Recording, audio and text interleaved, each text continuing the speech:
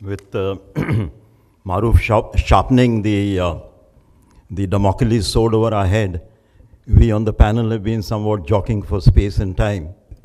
And I don't know, I might have to be very staccato in what I say, so much of it may not get across.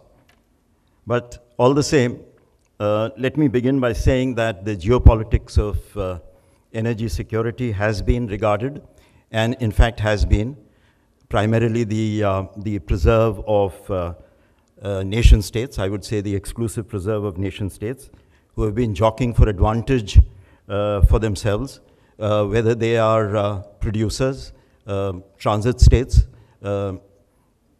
large consumers, or emerging economies. And so this is the game that has been going on. But on the sidelines, there is another game which is being played out by a motley group of non-state actors, ranging from thugs, thieves, gangs, to well-organized terrorist networks. And they have a salience in undermining the equations that my colleagues have been talking about, that nation states make in ensuring that they get adequate, reliable, and economical supplies. So this is, in fact, one area that I'm going to try and touch upon, like I said, as best as I can within the space and time allowed. And then there is, of course, this whole concept of the emergence of what is being called wild weather, and the hand of God, in fact, has to be contended with as well.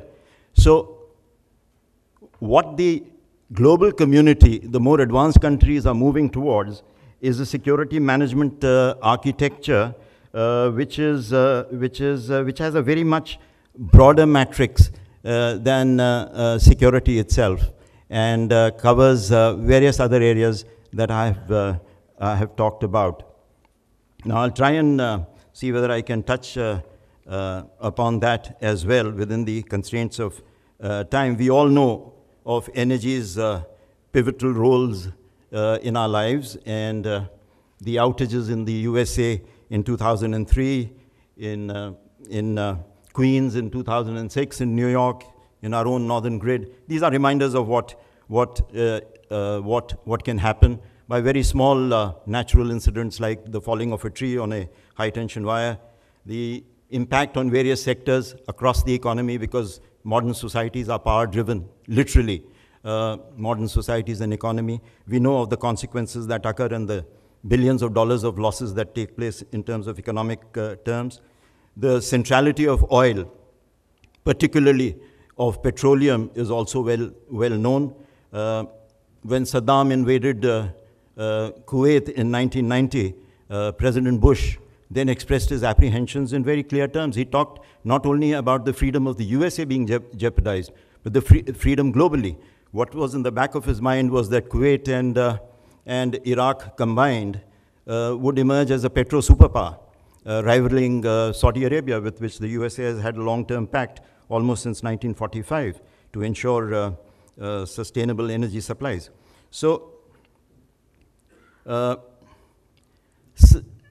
good sustained energy supplies are inextricably linked to the security of energy infrastructure.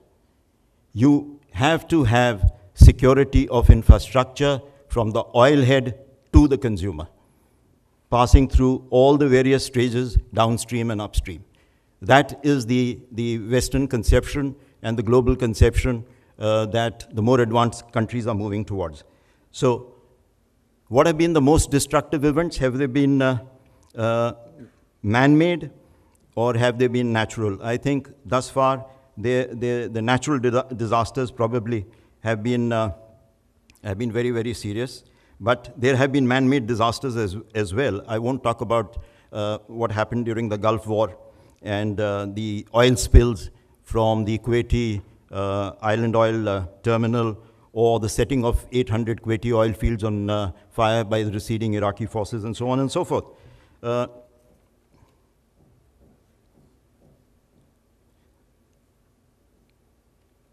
The fundamental issue in energy security is not only a question of supply, but also a question of price stability and affordability. And here is where the non-state actors come into play, along with, of course, state actors as well. Terrorism and insurgency in particular, if we talk about it, I've talked about natural causes. I've talked about thieving and bunkering as it happens in Nigeria. Thieving is called bunkering there, amounts to billions of dollars per annum in terms of oil revenues lost. Well, terrorism and insurgency against energy infrastructure is not a new phenomenon. It has existed for decades. A lot of countries across the globe, in fact, all the major non-developed countries, producing areas, those countries which are non-developed, Nigeria, several countries in the Middle East, several countries in Latin America, have all been facing terrorist threats and insurgent threats since a very long time. A lot of countries have been affected. Then there is maritime terrorism that we have to contend with. US battleships have been attacked by terrorist groups from the Al-Qaeda, and they have taken a toll as well when they attacked the Cole, the USS Cole in the Gulf of Aden. And maritime terrorism has also attacked oil tankers, each one of which a super tanker may carry as much as 2 million barrels of oil. They have attacked oil processing centers like that in Abqaiq, which processes nearly 7 billion barrels of oil per day. So luckily so far, nothing has been catastrophic in the sense that a tanker has not been taken and rammed or sunk in the Straits of Hormuz, through which around 18 to 20 billion barrels of oil pass every day. If that were to happen, you can imagine what impact it would have on oil prices and what tectonic shifts it would cause in foreign exchanges going from one country to the other. So this is the issue, and that is where the question of terrorism and the activity of non-state actors causing serious damage. I may mention that in Nigeria, over a long period of time, as much as 30% of the production has been lost because of disruption by terrorist groups. So also in Colombia. So this is a major issue. Iraq has not recovered to its 3.5 billion barrels a day, the pre-war production, and largely because of the war and the subsequent events that happened. So let's move on to the security imperatives. Therefore, in this context, very briefly, the imperative for security is real, and but it has to be cost-effective, it has to be rational, it has to deploy finite resources in a manner that yields best results. There is no point in over-militarizing. There is also little sense in not securing your assets at all, as we do in India.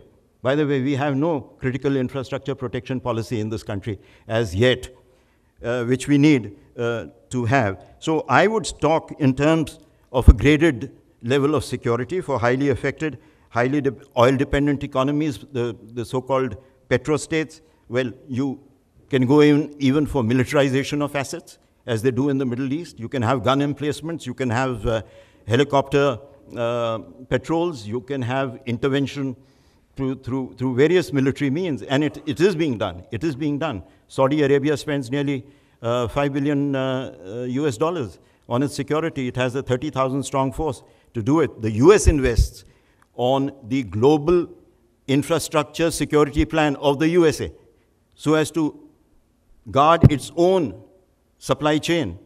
So the USA does it abroad with its partners. We do nothing of that sort here.